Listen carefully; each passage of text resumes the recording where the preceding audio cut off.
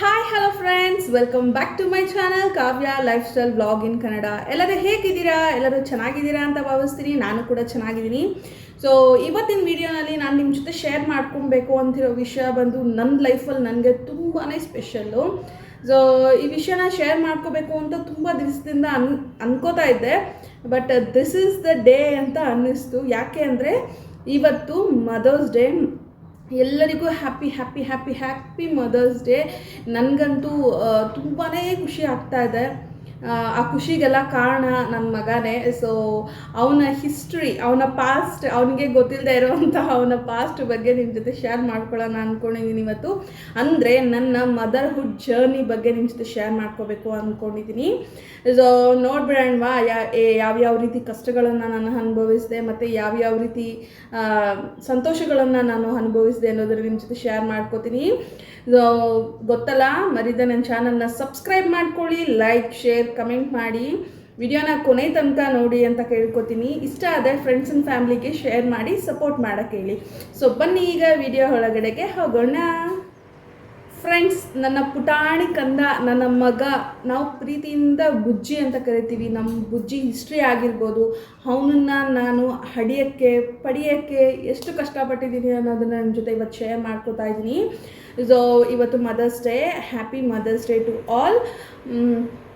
First Satvik ಯಾವ ರೀತಿ ನನ್ನ ಹೊಟ್ಟೆಗೆ ಬಂದ, ನಾನು ಅವನ ಹೊಟ್ಟೆನಲ್ಲಿ ಇರಬೇಕಾದ್ರೆ ಯಾವ್ಯಾವ ರೀತಿ ಕಷ್ಟಪಟ್ಟೆ, ಹಾಗೆ ನನ್ನ ಹೆಲ್ತ್ ಇಶ್ಯೂಸ್ ಆಗಿರ್ಬೋದು, ನನ್ನ ಬಾಡಿ ಕಂಡೀಷನ್ ಯಾವ ರೀತಿ ಇತ್ತು ಅನ್ನೋದನ್ನೆಲ್ಲ ನಿಮ್ಮ ಜೊತೆ ಶೇರ್ ಮಾಡ್ಕೋತೀನಿ. ಸೊ ಇದನ್ನು ಶೇರ್ ಮಾಡ್ಕೊಳ್ಳೋಕೆ ಮೇಯ್ನ್ ರೀಸನ್ನು, ನನಗೆ ರೀಸೆಂಟಾಗಿ ಕೆಲವೊಂದು ಕಮೆಂಟ್ಸ್ ಬರ್ತಿದೆ, ಅಕ್ಕ ನನಗಿನ್ನೂ ಪಾಪು ಆಗಲಿಲ್ಲ, ನಿಮ್ಮ ಪಾಪುನ ನೋಡಬೇಕಾದ್ರೆ ನನಗೆ ತುಂಬ ಖುಷಿ ಆಗುತ್ತೆ.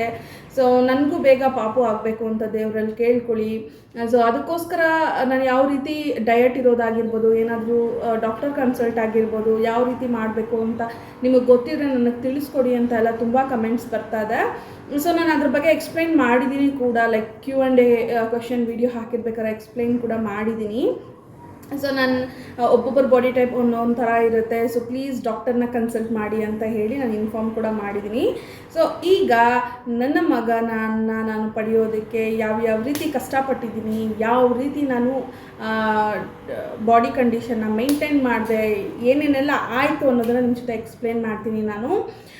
ಸೊ ಫಸ್ಟ್ ಇನಿಷಿಯಲ್ ಸ್ಟೇಜಲ್ಲಿ ನಾವು ಬ್ಯಾಂಗ್ಳೂರಿಗೆ ಬಂದಾಗ 2019 ಮ್ಯಾರೇಜ್ ಆಯಿತು.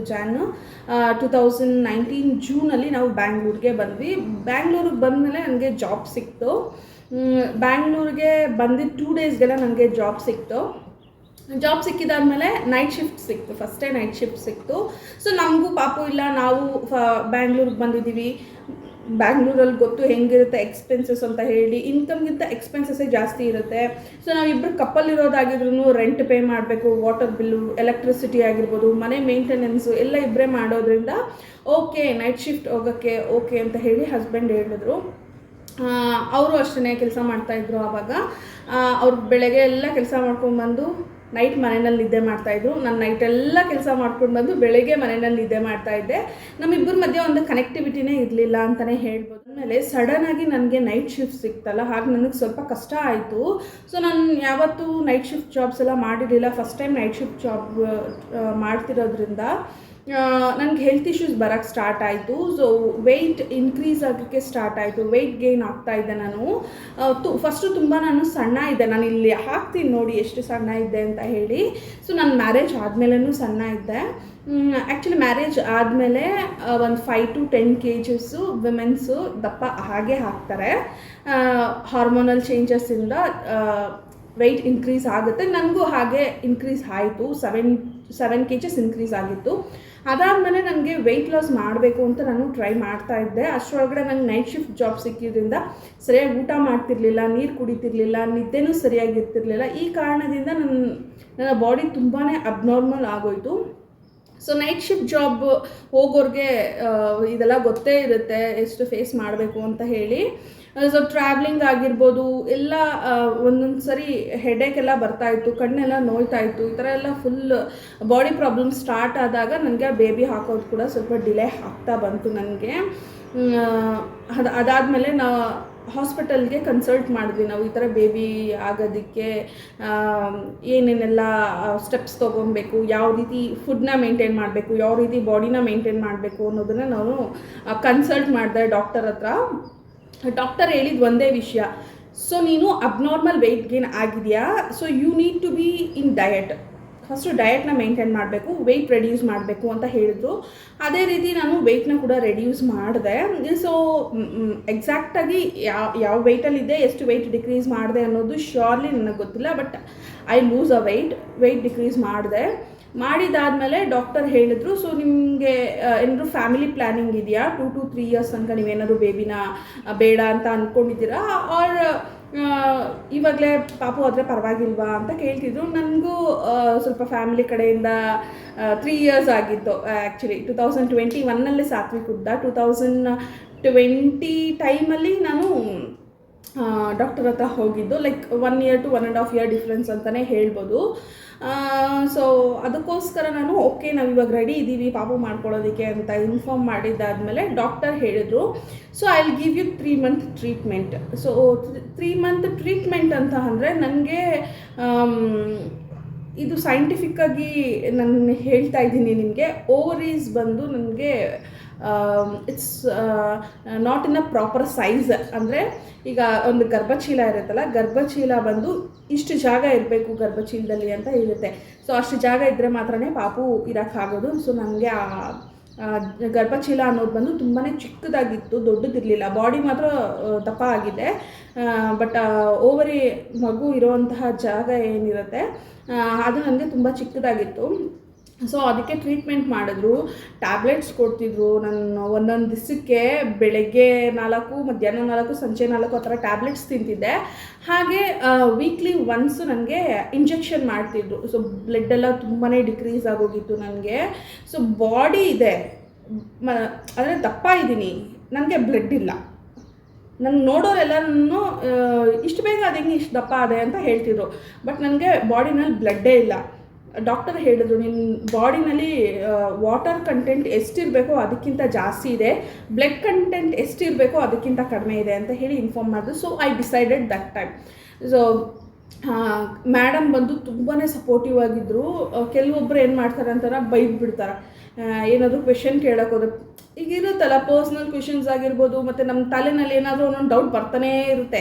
ಈ ಮಗು ಮಾಡ್ಕೊಬೇಕು ಅನ್ನೋ ವಿಷಯದಲ್ಲಿ ಏನಾದರೂ ಒಂದೊಂದು ಡೌಟ್ಸ್ ಬರ್ತಾನೆ ಇರುತ್ತೆ. ಅದನ್ನು ಹೋಗಿ ಕೇಳಿದಾಗ ಕೆಲವೊಂದು ಡಾಕ್ಟರ್ಸು ಬೈದು ಬಿಡ್ತಾರೆ. ಬಟ್ ನನಗೆ ಸಿಕ್ಕಿದಂಥ ಪ್ರಮೀಳಾ ಅನ್ನೋವಂಥ ಡಾಕ್ಟರು ತುಂಬಾ ಸಪೋರ್ಟ್ ಮಾಡಿದ್ರು. ಏನೇ ಡೌಟ್ಸ್ ಕೇಳಿದ್ರು ಕರೆಕ್ಟಾಗಿ ಕ್ಲಿಯರ್ ಮಾಡ್ತಿದ್ರು. ಮತ್ತು ನಾನು ಡೌಟ್ಸ್ ಕೇಳೋಕ್ಕಿಂತ ಮುಂಚೆನೇ ಈ ಸ್ಟೆಪ್ ತೊಗೊಂಡ್ರೆ ಹಿಂಗೆ ಆಗುತ್ತೆ, so you want to go on this way ಅಂತ ಹೇಳಿ ಚೆನ್ನಾಗಿ ಗೈಡ್ ಮಾಡಿದ್ರು. ಅದಾದಮೇಲೆ ಈ ಇಂಜೆಕ್ಷನ್ಸು, ಅದು ಟ್ಯಾಬ್ಲೆಟ್ಸು ಅದೆಲ್ಲ ಚೆನ್ನಾಗಾಗಿ 3 months ಟ್ರೀಟ್ಮೆಂಟ್ ಮುಗೀತು. ಇಂಜೆಕ್ಷನ್ ಅಂದರೆ IVF ಅಲ್ಲ. IVF ಅಂತಂದರೆ ಲೈಕ್ ಡೋನರ್ ಇರ್ತಾರೆ, ಡೋನರಿಂದ ಇಂಜೆಕ್ಷನ್ ಮೂಲಕ ಪಾಪನ ಮಾಡ್ಕೊಳ್ಳೋದು. ಸೊ ನಾನು ಇಂಜೆಕ್ಷನ್ ಮೂಲಕ ಪಾಪನ ಮಾಡ್ಕೊಂಡಿಲ್ಲ. So that my pregnancy is not IVF, it is purely normal pregnancy. ನಂದು ನಾರ್ಮಲ್ ಪ್ರೆಗ್ನೆನ್ಸಿ. ಏನಾಯಿತು, ನನಗೆ ಏನಪ್ಪ ಹುಚ್ಚು ಅಂತಂದರೆ, ಈಗಿರೋ ನಾರ್ಮಲ್ ಎಲ್ಲರಿಗೂ ಇರೋ ಹುಚ್ಚು ಏನು ಅಂತಂದರೆ, ಸೊ 30 days ಪೀರಿಯಡ್ಸ್ ಆಗಲಿಲ್ವಾ, 31st day ತಗೋ ಮೆಡಿಕಲ್ಗೆ ಹೋಗು, 50 rupees ಅಷ್ಟೇ ಪ್ರೆಗ್ನೆನ್ಸಿಗಿಟ್ಟು ತಗೋಬಾ, ಟೆಸ್ಟ್ ಮಾಡು. ನಾನು ಹಾಗೆ 30 days, 32 days, 33 days ಆಗೋ ಅಷ್ಟರೊಳಗೆಲ್ಲ ಪ್ರೆಗ್ನೆನ್ಸಿ ಕಿಟ್ ತೊಗೊಂಬ ಟೆಸ್ಟ್ ಮಾಡು. ಸೊ 3 times 4 times ನಂಗೆ ನೆಗೆಟಿವ್ನೇ ಬಂತು. ನೆಗೆಟಿವ್ ಬಂದಾಗ ನನಗೆ ಬೇಜಾರಾಗ್ತಾಯಿತ್ತು. ಇನ್ನೊಂದು ಏನಪ್ಪ ಅಂತಂದರೆ, ನನಗೆ ಡಾಕ್ಟರ್ ಕನ್ಸಲ್ಟ್ ಮಾಡಬೇಕಾದ್ರೆ PCOD ಇದೆ ಅಂತ ಗೊತ್ತಾಯಿತು. PCOD ಮತ್ತು ಥೈರಾಯ್ಡ್ 2 ಇದೆ ಅಂತ ಗೊತ್ತಾಯಿತು. ಸೊ ಅಬ್ನಾರ್ಮಲಾಗಿ ವೆಯ್ಟ್ ಗೇನ್ ಆಗಿದ್ದರಿಂದ ನನಗೆ PCOD ಥೈರಾಯ್ಡ್ ಬಂದು ಉತ್ಪತ್ತಿ ಆಯಿತು ನನ್ನ ಬಾಡಿನಲ್ಲಿ. ಅದಾದಮೇಲೆ ಡಾಕ್ಟರ್ ಹೇಳಿದ್ರು ನನಗೆ, so this is not good, ನೀವೇ ಮನೆಯಲ್ಲಿ ಚೆಕ್ ಮಾಡಬಾರ್ದು. ನಿಮ್ಗೆ ಅಕಸ್ಮಾತ್ ಚೆಕ್ ಮಾಡಬೇಕು ಅಂತಂದರೆ ಟ್ರೈ ಫಾರ್ ಓಕೆ, ಒಂದು 1.5 month ಆಗಿದೆ, 2 months ಆಗಿದೆ, ಅದಾದಮೇಲೆ ಟೆಸ್ಟ್ ಮಾಡಬೇಕು ಅಂದರೆ ಪರವಾಗಿಲ್ಲ, ನೀವು 1 or 2 daysಗೆಲ್ಲ ಟ್ರೈ ಮಾಡಿ. ಆವಾಗ ನಿಮಗೆ ನೆಗೆಟಿವ್ ಬಂತು ಅಂತಂದರೆ, ಆವಾಗ ನಿಮ್ಮ ಮೈಂಡಲ್ಲಿ ನೆಗೆಟಿವ್ ಥಾಟ್ಸ್ ಎಲ್ಲ ಇಟ್ಕೊಂಡಿದ್ದಾಗ ನಿಮಗೆ ಪ್ರೆಗ್ನೆನ್ಸಿ ಅನ್ನೋ ಪಾಸಿಟಿವ್ ವಿಷಯ ಹೆಂಗೆ ನಡೆಯುತ್ತೆ. ನೀವು ಯಾವಾಗಲೂ ಪಾಸಿಟಿವ್ ಆಗಿ ಥಿಂಕ್ ಮಾಡಬೇಕು, ಯಾಕೆ ನೆಗೆಟಿವ್ ಆಗಿ ಥಿಂಕ್ ಮಾಡ್ತೀರಾ ಅಂತ ಹೇಳಿ ಸ್ವಲ್ಪ ಏನಂತಾರೆ ಕನ್ಸಲ್ಟೇಷನ್ ಕೊಟ್ಟರು. ಇದೆಲ್ಲ ಆಗಿದ್ದಾದಮೇಲೆ ನನಗೆ ಒಂದು ದಿವಸ like September 9th actually September 9th ಪಾಪು ನನಗೆ ಸಾತ್ವಿಕ್ ಹೊಟ್ಟೆ ಒಳಗಡೆ ಬಿದ್ದಿದ್ದಾನೆ. ಪೀರಿಯಡ್ಸ್ ಆಗಿ 5 days ಆದಮೇಲೆ ಬರೋಕ್ಕೆ ಹೇಳಿದರು. ಹೋದೆ. ಐ ಥಿಂಕ್ ಸೆಪ್ಟೆಂಬರ್ 15th ನಾನೆಲ್ಲ ಬರೆದಿಟ್ಟಿದ್ದೀನಿ. ನನಗೆ ಅದೇನೋ ಒಂಥರ ಕ್ಯೂರಿಯಾಸಿಟಿ ಎಲ್ಲ ಬರೆದಿಡಬೇಕು ಅಂತ ಹೇಳಿ. So September 15th I went to ಚೆಕಪ್ಗೆ ಹೋದೆ. ಚೆಕಪ್ಗೆ ಹೋಗಿದ್ದಾದಮೇಲೆ ಸೊ ಡಾಕ್ಟರ್ ಕೇಳಿದ್ರು, ಮನೆಯಲ್ಲೇ ಟೆಸ್ಟ್ ಮಾಡಿದ್ಯಾ ಹೆಂಗೆ ಅಂತ. ಸೊ ಹೌದು, ಮನೆಯಲ್ಲಿ ಟೆಸ್ಟ್ ಮಾಡಿದ್ದೀನಿ. ಹೆಂಗಿರ್ತೀವಿ ಆ ಕ್ಯೂರಿಯಾಸಿಟಿ ಇರುತ್ತಲ್ಲ. ಸೊ ನಾನು ಮನೆಯಲ್ಲ ಚೆಕ್ ಮಾಡಿದೆ. ನನಗೆ ಲೈಟಾಗಿ ಸೆಕೆಂಡ್ ಲೈನ್ ಬಂದಿತ್ತು. ಬಟ್ ತುಂಬ ಸರಿ ನೆಗೆಟಿವ್ ಬಂದಿದ್ದರಿಂದ ನನಗೆ 1% ನಂಬಿಕೆ ಇರಲಿಲ್ಲ.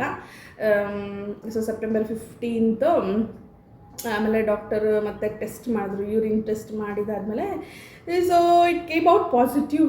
ತುಂಬಾ ಖುಷಿ ಆಯಿತು ನನಗೆ. ಸೊ ನನಗೆ ಅದು ಪಾಸಿಟಿವ್ ಬರೋದು ನಾನು ಅಲ್ಲಿ ನನ್ನ ಕಣ್ಣು ಮುಂದೆನೇ ಅವರು ಟೆಸ್ಟ್ ಮಾಡಿದ್ರೆ ನನಗೆ ಗೊತ್ತಾಯಿತು.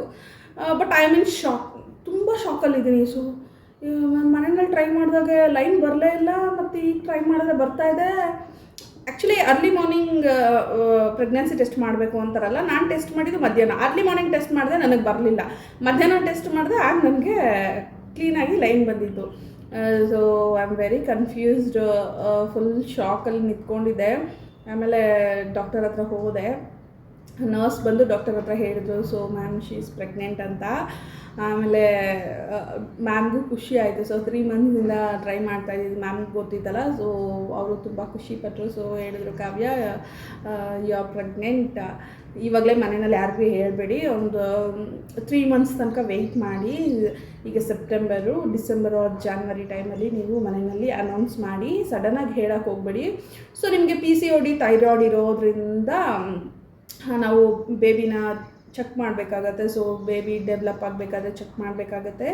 ಸೊ ಏನಾದರೂ ಸಿಂಡ್ರೋಮ್ಸ್ ಅಂತಂದರೆ ಅಬ್ನಾರ್ಮಲ್ ಆಗಿರ್ತಾರಲ್ಲ babies, so down syndrome, so ಆ ಥರ ಏನಾದರೂ ಇದೆಯಾ ಚೆಕ್ ಮಾಡಬೇಕಾಗತ್ತೆ. ಸೊ ಹಾರ್ಟ್ ಬೀಟ್ ಇದೆಯಾ ಚೆಕ್ ಮಾಡಬೇಕಾಗತ್ತೆ. ಮತ್ತು ಕೈ ಕಾಲೆಲ್ಲ ಚೆನ್ನಾಗಿದೆಯಾ, ಅದೇ ನಾರ್ಮಲಾಗಿ ನಾನು ನಿಮ್ಮ ಹತ್ರ ಹೇಳಬೇಕು ಅಂದರೆ ಹಂಗೆ ಹೇಳಬೇಕಾಗತ್ತೆ. ಪ್ಲೀಸ್ ಬೇಜಾರು ಮಾಡ್ಕೋಬೇಡಿ. ಸೊ ಹೆಂಗಿದೆ ಪಾಪು, ಹೆಲ್ತ್ ಎಲ್ಲ ಹೆಂಗಿದೆ, ಗ್ರೋ ಆಗ್ತಿದೆಯಾ ಇಲ್ಲ ಒಂದೇ ಸೈಜಲ್ಲಿದೆಯಾ, ಹೆಂಗೆ ಏನು ಚೆಕ್ ಮಾಡಬೇಕು ಅಂತ ಹೇಳಿದರು. ಸೊ ಐ ಫೆಲ್ಟ್ ಓಕೆ, ಸರಿ ಆಯಿತು ಅಂತ ಹೇಳಿ. ಬಟ್ ನನ್ನ ಬಾಯಲ್ಲಿ ಸುಮ್ಮನೆ ಇರುತ್ತೆ ಹೇಳಿ. ಸೊ ನಾನು ಹೇಳಿದೆ, ನನ್ನ ಹಸ್ಬೆಂಡ್ ಅವ್ರ ಅಕ್ಕಗೆ ಹೇಳಿದೆ, ಅವ್ರ ಅಮ್ಮಗೆ ಹೇಳಿದೆ, ನಮ್ಮ ಅಪ್ಪಗೆ ಹೇಳಿದೆ, ನಮ್ಮಮ್ಮಗೆ ಹೇಳಿದೆ. ನನ್ನ ತಮ್ಮ ಎಕ್ಸ್ಪೆಷಲಿ ಮರೆಯೋಕ್ಕಾಗದೇ ಇರೋವಂಥ ಮೂಮೆಂಟ್ಸ್ ಅಂದರೆ ನನ್ನ ತಂದೆ ಮತ್ತು ನನ್ನ ತಮ್ಮ. ಐ ಡೋಂಟ್ ನೋ ನಮ್ಮಪ್ಪ ಏನಕ್ಕೆ ಹಂಗಂದ್ರು ಅಂತ ಹೇಳಿ. So I called my father. ಅಂದಾದಮೇಲೆ ಹೇಳಿದೆ, ಅಪ್ಪ ನಾನು ಪ್ರೆಗ್ನೆಂಟು, ನೀನು ತಾತ ಆಗ್ತಿದ್ಯಾ ಅಂತ ಹೇಳಿದೆ. So my father told thank you.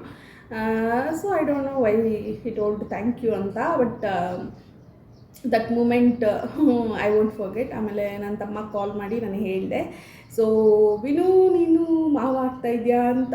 ಈ ಫೆಲ್ಟ್ ವೆರಿ ಹ್ಯಾಪಿ. ಅವ್ನು ತುಂಬ ಖುಷಿಯಾಗಿತ್ತು. ಓಕೆ, ನಮ್ಮ ಅಕ್ಕಗೊಂದು ಪಾಪು ಹೋಗ್ತಾಯಿದೆ ಅಂತ ಹೇಳಿ ತುಂಬ ಖುಷಿಪಟ್ಟ. ಸೊ ಆ ಮೂಮೆಂಟ್ ಮರೆಯೋಕ್ಕಾಗೋದಿಲ್ಲ. ನಮ್ಮ ಹಸ್ಬೆಂಡ್ ಫ್ಯಾಮಿಲಿ ಕಡೆ ಹೇಳಿದಾಗ ಅವ್ರು ನಂಬಲೇ ಇಲ್ಲ. ನಿಜವಾಗ್ಲೂ ನಾ ಸುಮ್ಮನೆ ಇರು, ನಿಜ ಹೇಳ್ತಾ ಇದ್ಯಾ ನೀನು ಪ್ರೆಗ್ನೆಂಟಾ ಅಂತ ಹೇಳಿ ಕೇಳಿದ್ರು. ಅವ್ರಿಗೊಂಥರ ಶಾಕು. ಯಾಕೆಂದರೆ ನಾನೇನು ಕ್ಲೂನೇ ಕೊಟ್ಟಿರಲಿಲ್ಲ ಅವರಿಗೆ. ಸಡನ್ನಾಗಿ ಹೇಳಿದಾಗ ಅವ್ರಿಗೂ ಶಾಕ್ ಆಯಿತು. ಅವರು ಅಷ್ಟೇ ತುಂಬಾ ಖುಷಿಪಟ್ಟರು. ಹೀಗೆ ನನ್ನ ಪ್ರೆಗ್ನೆನ್ಸಿ ಜರ್ನಿ ಸ್ಟಾರ್ಟ್ ಆಗಿದ್ದಾದಮೇಲೆ ನನಗೆ PCOD ಮತ್ತು ಥೈರಾಯ್ಡ್ ಇರೋ ಕಾರಣ ತುಂಬಾ ಫೇಸ್ ಮಾಡಿದೆ. ನಾನು ಕ್ವಿಟ್ ಮಾಡಿದೆ. ಪಾಪು ನನ್ನ ಹೊಟ್ಟೆನಲ್ಲಿ ಬಿಡೋಕ್ಕಿಂತ ಮುಂಚೆ ನಾನು ಒಂದು ಕಂಪ್ನಿನಲ್ಲಿ ವರ್ಕ್ ಮಾಡ್ತಿದ್ನಲ್ಲ, ಕಂಪ್ನಿನ ಕ್ವಿಟ್ ಮಾಡಿದೆ. ನಾನು ಇನ್ನೊಂದು ಕಂಪ್ನಿಗೆ ಜಾಯ್ನ್ ಆಗಿದ್ದಾದಮೇಲೆ, ನಾನು ಈಗ ಪ್ರೆಸೆಂಟ್ ಯಾವ ಕಂಪ್ನಿನಲ್ಲಿದ್ದೀನಿ ಆ ಕಂಪ್ನಿಗೆ ಶಿಫ್ಟ್ ಆಗಿದ್ದಾದಮೇಲೆ ನನ್ನ ಪ್ರೆಗ್ನೆನ್ಸಿ ಸ್ಟಾರ್ಟ್ ಆಗಿದ್ದು. ಅದು ಅಲ್ಲದೆ ಅದು Covid time. Seriously it was very difficult ಗೊತ್ತಾ ಅಪ್ಪ. ಲೈಕ್ ಮಾರ್ಚಲ್ಲಿ ಕೋವಿಡ್ ಫಸ್ಟ್ ವೇವ್ ಸ್ಟಾರ್ಟ್ ಆಯಿತು. ನಾನು ಸೆಪ್ಟೆಂಬರಲ್ಲಿ ಪ್ರೆಗ್ನೆಂಟ್ ಆದೆ. Complete my pregnancy full Covid any time Covid. ಪ್ರೆಗ್ನೆನ್ಸಿಯವ್ರಿಗೆ ಅಟ್ಯಾಕ್ ಆಗ್ತಾಯಿದೆ, ವಯಸ್ಸಾಗಿರೋರ್ಗೆ ಅಟ್ಯಾಕ್ ಆಗ್ತಾಯಿದೆ. ಪ್ರೆಗ್ನೆನ್ಸಿಯವರು ವಯಸ್ಸಾಗಿರೋರು ಹೊರಗಡೆ ಬರಲೇಬೇಡಿ ಅಂತ ನಾನು ಮಂತ್ಲಿ ಚೆಕಪ್ಪು ಹೋಗಬೇಕಾಗುತ್ತೆ. ಏನು ಮಾಡೋದು ಎತ್ತು ಮಾಡೋದು ಗೊತ್ತಿಲ್ಲ. 10 months ಆಗಿದ್ದಾದಮೇಲೆ ಪಾಪುಗೆ ಹಾಸ್ಪಿಟಲ್ಗೆ ಹೋಗಲೇಬೇಕು. ಆ ಟೈಮಲ್ಲಿ ಹಾಸ್ಪಿಟಲಲ್ಲಿ ವೆಹಿಕೆನ್ಸಿನೇ ಇಲ್ಲ, ಬೆಡ್ಸೇ ಇಲ್ಲ.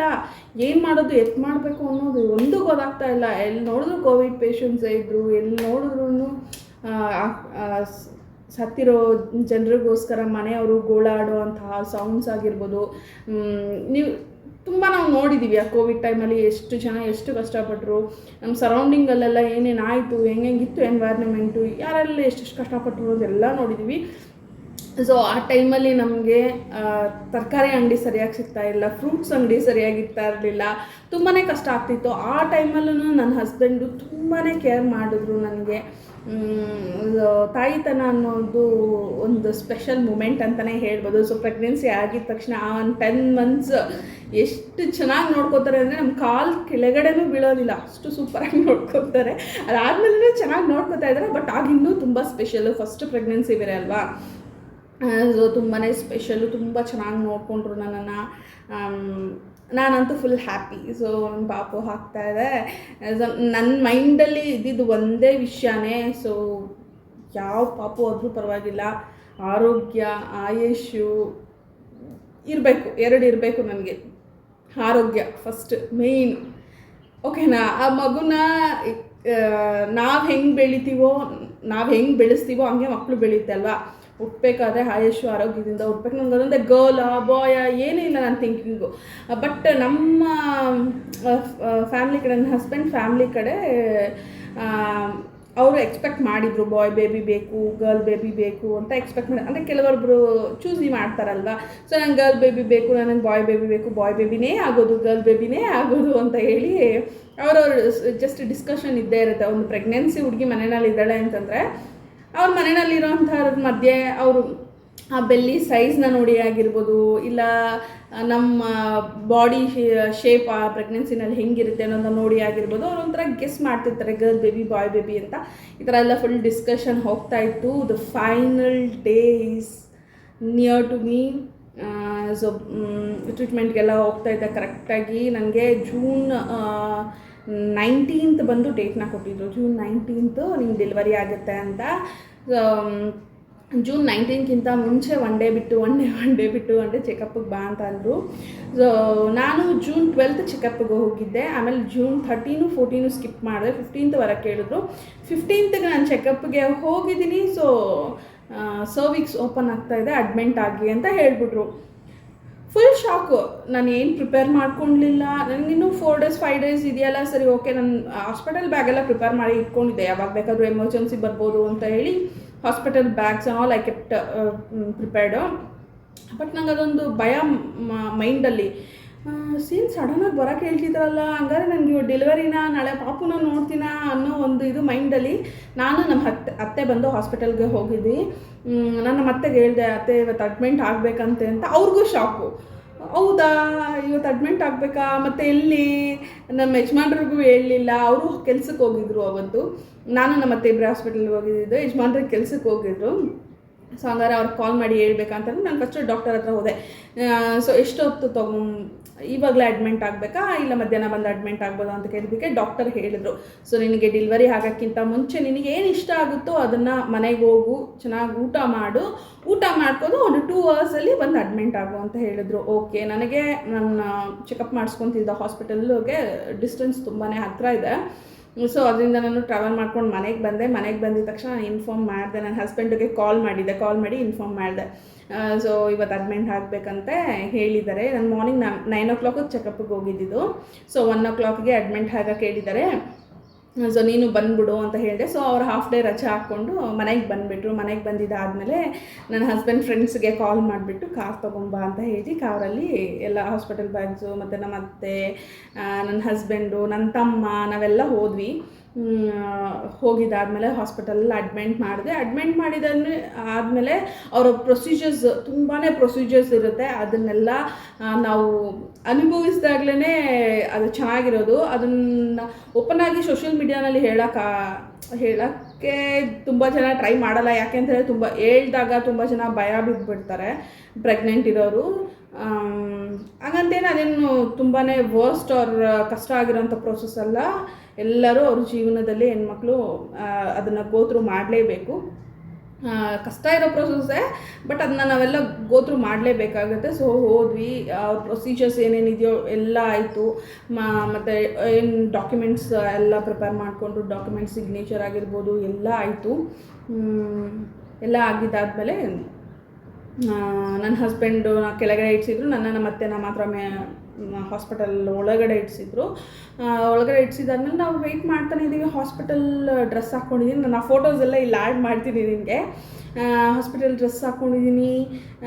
ಇನ್ನೇನು ಪಾಪು ಬರುತ್ತೆ ನನಗದೊಂದು ನಿಜ ನಾನು ಆ ಪೇಯ್ನ್ ಬಂದಾಗಲೂ ನಾನು ಅಳ್ತಾ ಇರಲಿಲ್ಲ. ನಮ್ಮ ಅತ್ತೆ ಹೇಳ್ತಾಯಿದ್ರು, ಇವಳಿಗಿನ್ನೂ ಡೆಲಿವರಿ ಪೇಯ್ನೇ ಬರಲಿಲ್ವೇನೋ, ಇವಾಗಲೇ ಕರ್ಕೊಂಬಂದುಬಿಟ್ಟಿದ್ದಾರೇನೋ ಅಂತಂದ್ಬಿಟ್ಟು. ಸೊ ಅದಾದಮೇಲೆ ಪೇಯ್ನ್ ಬರೋಕ್ಕೆ ಸ್ಟಾರ್ಟ್ ಆಯಿತು. ನನಗೆ ಆ್ಯಕ್ಚುಲಿ ಪ್ರೀವಿಯಸ್ ಡೇ ನೈಟ್ ನನಗೆ ನೈಟ್ ಪೂರ್ತಿ ನಾನು ನಿದ್ದೆ ಮಾಡಲಿಲ್ಲ, ಪೇಯ್ನ್ ಇತ್ತು ನನಗೆ. ಅದಾದಮೇಲೆ ನಾವು ಹಾಸ್ಪಿಟಲ್ಗೆ ಹೋಗಿದ್ದು. ಹಾಸ್ಪಿಟಲ್ಗೆ ಹೋದ್ಮೇಲೆ ಅಡ್ಮಿಟ್ ಆಗಬೇಕು ಅಂತಂದ್ರು. ಅಡ್ಮಿಟ್ ಆಗೋ ಟೈಮಲ್ಲಿ ನನಗೆ ಪೇಯ್ನ್ ಬಂತು, ಬಟ್ ನಾನು ತೋರಿಸ್ಕೊಳ್ಳಿಲ್ಲ. ತುಂಬ ಖುಷಿಯಾಗಿದ್ದೆ ನಾನು. ಪಾಪು ಎಕ್ಸ್ಪೆಕ್ಟೇಷನ್, ನನ್ನ ಪಾಪು ಯಾವಾಗ ನೋಡ್ತೀನಿ, ಇವತ್ತೇ ನೋಡ್ತೀನಿ ಅನ್ನೋ ಒಂದು ಸರ್ಪ್ರೈಸಲ್ಲೇ ಇದ್ದೆ ನಾನು. ಅದಾದಮೇಲೆ ಡಾಕ್ಟರ್ ಬಂದು ಚೆಕ್ ಮಾಡ್ತಾನೆ ಇದ್ರು ಈವ್ನಿಂಗ್ ತನಕ ಚೆಕ್ ಮಾಡಿದಾಗ ಸರ್ವಿಕ್ಸ್ ಓಪನ್ ಆಗ್ತಾಯಿಲ್ಲ, ಬೇಗ ಓಪನ್ ಆಗ್ತಾಯಿಲ್ಲ, ಇನ್ನೂ ಪೇಯ್ನ್ ಬರಬೇಕು, ಇನ್ನೂ ಪೇಯ್ನ್ ಬಂದಿದ್ದಾದಮೇಲೆ ಡೆಲಿವರಿ ಮಾಡ್ತೀವಿ ಅಂತ ಹೇಳಿ ಇನ್ಫಾರ್ಮ್ ಮಾಡಿದ್ರು. ಮಧ್ಯಾಹ್ನ 1 ಗಂಟೆಯಿಂದ ಸಂಜೆ 5:30 ತನಕನೂ ಪೇಯ್ನ್ ಬರ್ತಾನೆ ಇತ್ತು, ಬಟ್ ಸರ್ವಿಕ್ಸ್ ಓಪನ್ ಆಗ್ತಿರ್ಲಿಲ್ಲ. ನಾರ್ಮಲ್ ಡೆಲಿವರಿ ಅಂತ 5:30 ತನಕ ಹೇಳಿದ್ರು. ಸರ್ವಿಕ್ಸ್ ಓಪನ್ ಆಗಲಿಲ್ಲ. ಆಮೇಲೆ ಫೈನಲ್ ಚೆಕಪ್ 5:30 ಫೈನಲ್ ಚೆಕಪ್ ಮಾಡಿದಾಗ ಪಾಪು ಮೋಷನ್ ಮಾಡ್ಕೊಂಡಿದ್ದಾನೆ. ಸೊ ಬೆಳಗ್ಗೆ ತನಕನೂ ನಾವು ವೆಯ್ಟ್ ಮಾಡೋಕ್ಕೆ ರೆಡಿಯಾಗಿದ್ದೀವಿ. ಸೊ ಆದರೆ ನಾವು ಗ್ಯಾರಂಟಿ ಕೊಡೋದಿಲ್ಲ, ಹೊಟ್ಟೆ ಒಳಗಡೆ ಮಕ್ಕಳು ಮೋಷನ್ ಮಾಡ್ಕೊಂಡಿದ್ದಾರೆ ಅಂತಂದರೆ ಪ್ರಾಬ್ಲಮ್ ಆಗುತ್ತೆ.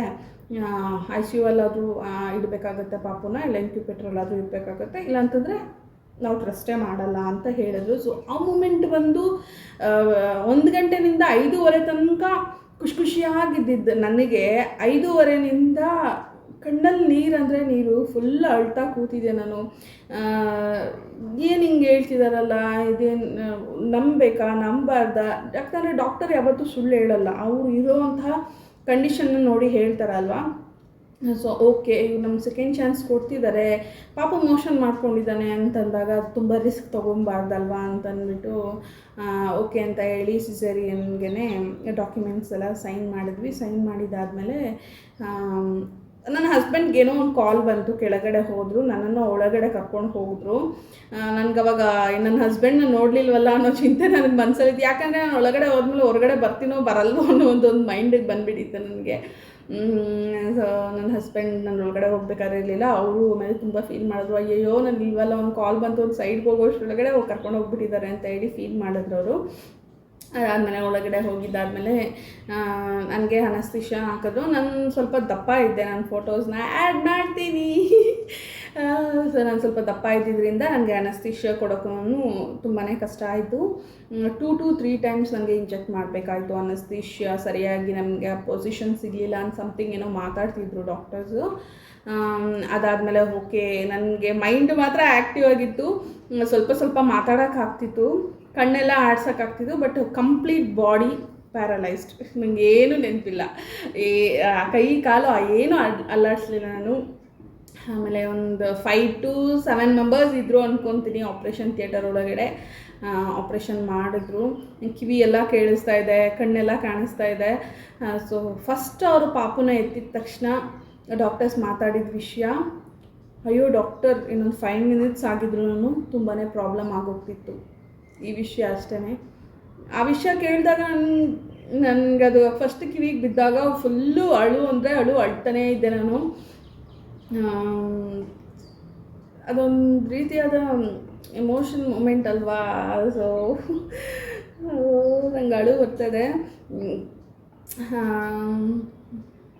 ಅದಾದಮೇಲೆ ಡಾಕ್ಟರ್ ನಾನು ಕೇಳ್ತಿದ್ರು, ಯಾಕಮ್ಮ ಕಾವ್ಯ ಹೇಳ್ತಾ ಇದೆಯಾ, ನಿಂಗೆ ಯಾವ ಮಗು, ನಮ್ಮ ಆಪ್ರೇಷನ್ ಮಾಡಬೇಕಾದ್ರೆ ಮಾತಾಡಿಸ್ಕೊಂಡೇ ಆಪ್ರೇಷನ್ ಮಾಡಿಸ್ತಾಯಿದ್ರು ಅವರು. ನಾವು ಪ್ರಜ್ಞೆ ತಪ್ಪಬಾರ್ದು ಅಂತ ಹೇಳಿ ಅನಸ್ತೀಶಿಯಾ ಕೊಟ್ಟಿರ್ತಾರಲ್ಲ ಅದಕ್ಕೆ. ಸೊ ನನಗೆ ಯಾವುದಾದ್ರೂ ಪರವಾಗಿಲ್ಲ ಡಾಕ್ಟರ್, ಹೆಲ್ದಿಯಾಗಿದೆಯಾ ಬೇಬಿ, ಹೇಳಿ ಹೆಲ್ದಿಯಾಗಿದೆಯಾ ಅಂತ ಕೇಳ್ತಾ ಇದ್ದೆ. ಕಿರ್ಚ್ಕೋತಿದ್ದ ಪಾಪು, ಒಂದು ಸೌಂಡ್ ಕೇಳಿಸಿದ ತಕ್ಷಣ ನಂಗೆ ಮೈಲ ಜುಮ್ ಅಂತ ಇತ್ತು, ಕಿರ್ಚ್ಕೋತಿದ್ದ. ಆಮೇಲೆ ಡಾಕ್ಟರ್ ಹೇಳಿದ್ರು, ಯಾಕಮ್ಮ ಅಳ್ತಾ ಇದೆಯಾ, ಹೆಣ್ಮಗು ಆದರೆ ನಿಮ್ಮ ಮನೆಯಲ್ಲಿ ಏನಾದರೂ ಒಂಥರ ಅಂತ. ಹಂಗೆಲ್ಲ ಏನಿಲ್ಲ ಡಾಕ್ಟರ್, ಅವ್ರಿಗೆ ಯಾವ ಪಾಪು ಆದರೂ ಓಕೆನೇ, ಹೆಲ್ದಿಯಾಗಿರಬೇಕು ಬೇಬಿ ಅಷ್ಟೇ ಅಂತ. ಆಮೇಲೆ ಗಂಡು ಮಗು ಆಗಿದೆಯಮ್ಮ, ಮಗ ಬಂದಿದ್ದಾನೆ ನಿನಗೆ ಅಂತಂದರು. I am very happy. Girl baby ಆಗಿದ್ದರೆ ಇನ್ನೂ ಹ್ಯಾಪಿ ಆಗ್ತಾಯಿದ್ದೆ. ಸೊ ಬಾಯ್ ಬೇಬಿ ಅದು ಅಷ್ಟೇ ತುಂಬಾ ಹ್ಯಾಪಿ. ಏನು ಅದನ್ನ ಹೇಳೋಕ್ಕೆ ಯಾವ ರೀತಿ ಹೇಳ್ಬೇಕು ಅಂತಲೂ ಗೊತ್ತಾಗ್ತಾ ಇಲ್ಲ. ಹೆಂಗೆ ಯಾವ ಥರ ಹೇಳಿದ್ರೆ ಏನು ಕಾಂಟ್ರವರ್ಸಿ ಆಗಿಬಿಡುತ್ತೋ ಅಂತ ನನಗೆ ಇವಾಗ. ನಿಂಗೆ ಬಾಯ್ ಬೇಬಿ ಆಗಿದೆಯಮ್ಮ ಅಂತ ಹೇಳಿದ್ರು. Full happy. ಅದಾದಮೇಲೆ ಪಾಪುನ ತೊಗೊಂಡೋದ್ರು. ಅದು ಗೊತ್ತಾಯಿತು ನನಗೆ, ಪಾಪುನ ತೊಗೊಂಡೋದ್ರು. ನನಗೆ ತೋರಿಸ್ಲಿಲ್ಲ ಪಾಪುನ ತೊಗೊಂಡೋದ್ರು. ಆಮೇಲೆ ಸ್ಟಿಚಸ್ ಎಲ್ಲ ಹಾಕಿದ್ರು. ಸ್ಟಿಚಸ್ ಹಾಕಿದ್ದಾದಮೇಲೆ ಕಂಪ್ಲೀಟ್ಲಿ ನನಗೆ ಏನಂತಾರೆ ನಿದ್ದೆ ಬರೋ ಥರ ಆಗೋಯಿತು. ಡಾಕ್ಟರ್ಸ್ ಹೇಳಿದ್ರು, ಸೊ ಡೋಂಟ್ ವರಿ, ಎಲ್ಲ ಮುಗ್ದಿದೆ, ಏನು ಪ್ರಾಬ್ಲಮ್ ಇಲ್ಲ ಅಂತ ಹೇಳಿ. ಅದಾದಮೇಲೆ ಸ್ಟಿಚಸ್ ಎಲ್ಲ ಹಾಕಿ ನಾನು ರೆಸ್ಟ್ ಮಾಡಿದೆ. ಚೆನ್ನಾಗಿ ಹತ್ತಿದ್ನಲ್ಲ, ನನಗೂ ಸ್ವಲ್ಪ ಸುಸ್ತಾಗಿದ್ದಾದಮೇಲೆ ನನ್ನ ನೆನಪಿದೆ, ಬಟ್ ಐ ವಾಸ್ ಸ್ಲೀಪಿಂಗ್. ನನ್ನನ್ನು ಕರ್ಕೊಂಡು ಲೈಕ್ ಆಪ್ರೇಷನ್ ಥಿಯೇಟರಿಂದ ಕರ್ಕೊಂಡು ಬಂದು ನನಗೆ ನಾರ್ಮಲ್ ವಾರ್ಡ್ಗೆ ಹಾಕಿದ್ರು. ಸೊ ನನ್ನ ಹೆಲ್ತು ಅಷ್ಟೇ ಸೂಪರ್ ಫೈನ್, ಪಾಪು ಹೆಲ್ತು ಅಷ್ಟೇ ಸೂಪರ್ ಫೈನ್. ಸೊ ಪಾಪು ಹೊರಗಡೆ ಬರಬೇಕಾದ್ರೆ ನನ್ನ ತಮ್ಮ, ನಮ್ಮ ಅತ್ತೆ ಎಲ್ಲ ಫುಲ್ ವೆಯ್ಟ್ ಮಾಡ್ತಾಯಿದ್ರು. ನಮ್ಮ ಅತ್ತೆಗೆ ಏನು ಭಯ ಅಂತಂದರೆ, ಈ ಹಾಸ್ಪಿಟಲ್ಸಲ್ಲೆಲ್ಲ ಪಾಪುಗಳನ್ನೆಲ್ಲ ಚೇಂಜ್ ಮಾಡಿಬಿಡ್ತಾರೆ, ಅದೆಲ್ಲ ತುಂಬ ಭಯ. ಸೊ ಪಾಪು ಹೊರಗಡೆ ಬಂದಾಗಿಂದ ಪಾಪುನ ಕಂಪ್ಲೀಟಾಗಿ ನಮ್ಮ ಕೈಯಲ್ಲಿ ಕೊಡೋ ತನಕ ನಮ್ಮ ಅತ್ತೆ ತುಂಬಾ ಟೇಕ್ ಕೇರ್ ಮಾಡಿದ್ರು. ನನ್ನನ್ನು ಅಷ್ಟೇ ಅವತ್ತು ನೈಟ್ ಫುಲ್ಲು ನಾನು ಎಷ್ಟು ಕಷ್ಟಪಟ್ಟಿದ್ದೀನಿ. ಒಂದು 3 to 4 hours ಆದಮೇಲೆ ನಮಗೆ ಹೆವಿ ಪೇಯ್ನ್ ಆಗುತ್ತೆ ಆಪ್ರೇಷನ್ ಮಾಡಿರುವಂಥ ಜಾಗ. ಸೊ ಮಲ್ಕೊಳ್ಳೋಕ್ಕಾಗೋದಿಲ್ಲ. ನನ್ನ ಬೆಡ್ನ ಅಪ್ ಆ್ಯಂಡ್ ಡೌನ್ ಮಾಡೋದು ಮತ್ತು ನನ್ನನ್ನು ನೋಡ್ಕೊಳ್ಳೋದು, ಒಬ್ಬರೇ ಇರಬೇಕು ಅಂತ ಹೇಳಿಬಿಟ್ರು. ನನ್ನ ಹಸ್ಬೆಂಡ್ ಮನೆಗೆ ಹೋಗಿಬಿಟ್ರು. ನನ್ನ ಅತ್ತೆ ನಾನು ಇಬ್ಬರೇ ಇದ್ದಿದ್ದು. ನನ್ನನ್ನು ನೋಡ್ಕೊಳ್ಳೋದಾಗಿರ್ಬೋದು, ಪಾಪುನ ನೋಡ್ಕೊಳ್ಳೋದಾಗಿರ್ಬೋದು, ಕಂಟಿನ್ಯೂಯಸ್ 1 day ಪೂರ್ತಿ ನಿದ್ದೆ ಇಲ್ಲ ನಮ್ಮ ಅತ್ತೆಗೆ. ಸೊ ತುಂಬ ಚೆನ್ನಾಗಿ ನೋಡಿಕೊಂಡ್ರು. ಅದಾದಮೇಲೆ ನೆಕ್ಸ್ಟ್ ಡೇ ನನ್ನ ಹಸ್ಬೆಂಡ್ ಬಂದರು. ನೆಕ್ಸ್ಟ್ ಡೇ ನನ್ನ ಹಸ್ಬೆಂಡ್ ಕಂಪ್ಲೀಟಾಗಿ ನೋಡಿಕೊಂಡ್ರು. 3rd day ಬಂದು ಡಿಸ್ಚಾರ್ಜ್ ಮಾಡಿಬಿಟ್ರು. ಹಾಸ್ಪಿಟಲ್ ಕಂಪ್ಲೀಟ್ ಎಂಟೈರ್ ಹಾಸ್ಪಿಟಲಲ್ಲೇ ನಾನು, ನನ್ನ ಮಗ, ನನ್ನ ಅತ್ತೆ, ನನ್ನ ಹಸ್ಬೆಂಡು, 2 ನರ್ಸು, 2 ಡಾಕ್ಟರ್ ಇಷ್ಟೇ ಇದ್ದಿದ್ದು. ಯಾಕೆಂದರೆ ಆ ಹಾಸ್ಪಿಟಲ್ಲು ಪ್ರೆಗ್ನೆನ್ಸಿ ಮತ್ತು ಡಿಲಿವರಿ ಇದಕ್ಕಂತಲೇ ಸಪ್ರೇಟ್ ಮಾಡಿಬಿಟ್ಟಿದ್ರು. ಕೋವಿಡ್ ಪೇಷಂಟ್ಸ್ ಯಾರೂ ಎಂಟ್ರಿ ಇಲ್ಲ. ಸೊ ಈ ಹಾಸ್ಪಿಟಲ್ಸ್ ಹುಡ್ಕಕ್ಕೆ ನಾವು ಎಷ್ಟು ಕಷ್ಟಪಟ್ಟಿದ್ದೀವಿ ಗೊತ್ತಾ, ತುಂಬಾ ಕಷ್ಟಪಟ್ವಿ. ಬೆಡ್ಸೇ ಇರಲಿಲ್ಲ ತುಂಬ ಜಾಗದಲ್ಲಿ. ಅದಾದಮೇಲೆ ಲಕ್ಕಿಲಿ ಒಂದು ಹಾಸ್ಪಿಟಲ್ ಸಿಕ್ತು ಇದಕ್ಕಂತಲೇ. ಹಿಂಗಾಯಿತು ನನ್ನ ಮಗ ಹುಟ್ಟಿದ ಆ ಮೂಮೆಂಟ್ನ ಮರೆಯೋಕ್ಕೆ ಆಗೋದಿಲ್ಲ. ನಾನು ಅವನು ಹುಡ್ದಾಗ ಹೇಗಿದ್ದ ಅನ್ನೋ ಫೋಟೋಸ್ನ ಕೂಡ ಆ್ಯಡ್ ಮಾಡ್ತೀನಿ. ಅದಾದಮೇಲೆ ಹ್ಯಾಪಿನೆಸ್ಸು ಚೆನ್ನಾಗಿ ಅವನ ಜೊತೆ ಒಂದೊಂದು ಸ್ಟೇಜ್ನೂ ಪಾಸ್ ಮಾಡ್ಕೋತಾ ಬಂದೆ. ಈಗ 3 years ಆಗಿದೆ ಅವನಿಗೆ. ಈಗಲೂ ಅಷ್ಟೇ ತುಂಬ ಹ್ಯಾಪಿಯಾಗಿದ್ದೀವಿ. ಸೊ ಸಾತ್ವಿಕ್ ತುಂಬ ಚೆನ್ನಾಗಿ ಕೇರ್ ಮಾಡ್ತಾನೆ ನನಗೆ ಗರ್ಲ್ ಬೇಬಿ ಅಂತಂದರೆ ತುಂಬ ತುಂಬ ತುಂಬ ತುಂಬ ತುಂಬ ತುಂಬ ತುಂಬ ತುಂಬ ತುಂಬ ಇಷ್ಟ. ಸೊ ಫ್ಯೂಚರಲ್ಲಿ ನೋಡೋಣ, ಗರ್ಲ್ ಬೇಬಿ ಆಗುತ್ತೆ ಅಂತ ಭಾವಿಸ್ತೀನಿ, ನೋಡೋಣ. ಸೊ ಇಷ್ಟ ಆಗಿತ್ತು ನನ್ನ ಮದರ್ಹುಡ್ ಜರ್ನಿ. ಸೊ ಇವತ್ತು mother's day. Once again happy mother's day to all. ನನ್ನ ತಾಯಿ, ನನ್ನ ಹಡೆದಂಥ ತಾಯಿಗೆ ಥ್ಯಾಂಕ್ ಯು ಸೋ ಮಚ್. ವ್ಯಕ್ತಿ ಮಾಡೋದಕ್ಕೆ ನೀನು ಎಷ್ಟು ಕಷ್ಟಪಟ್ಟಿದೆಯಾ ಅಂತ ನನಗೆ ಗೊತ್ತು. ಮಕ್ಕಳೇನೇ ತಪ್ಪು ಮಾಡಿದ್ರು ತಾಯಿ ತಿದ್ದುತ್ತಾರೆ ಅಂತಾರೆ. ನಾನೇನೇ ತಪ್ಪು ಮಾಡಿದ್ರು ನಿನ್ನ ಕ್ಷಮಿಸು. ಸೊ ಇದಾಗಿತ್ತು ನನ್ನ ಮದರ್ಹುಡ್ ಜರ್ನಿ. ನೋಡಿದ್ರಲ್ಲ ಫ್ರೆಂಡ್ಸ್, ಇದಾಗಿತ್ತು ನನ್ನ ಮದರ್ಹುಡ್ ಜರ್ನಿ. ಇಷ್ಟೆಲ್ಲ ಕಷ್ಟಪಟ್ಟು ಮುದ್ದಾದಂತಹ ಮಗುನ ಪಡ್ತಿದ್ದೀನಿ. So I am a mother and proud to say I am an aunty and I am an mother. Okay, ಮತ್ತಿನ್ನೇನಿದೆ, ಇಷ್ಟೇ ಅನ್ಕೊತೀನಿ ಈ ವಿಡಿಯೋ. ನಾನು ಮತ್ತೆ ಇನ್ನೊಂದು ಇಂಟ್ರೆಸ್ಟಿಂಗ್ ವಿಡಿಯೋದೊಂದಿಗೆ ನಿಮ್ಮನ್ನು ಮೀಟ್ ಮಾಡ್ತೀನಿ. ಅಲ್ಲಿ ತನಕ ಟೇಕ್ ಕೇರ್, ಬಾಯ್.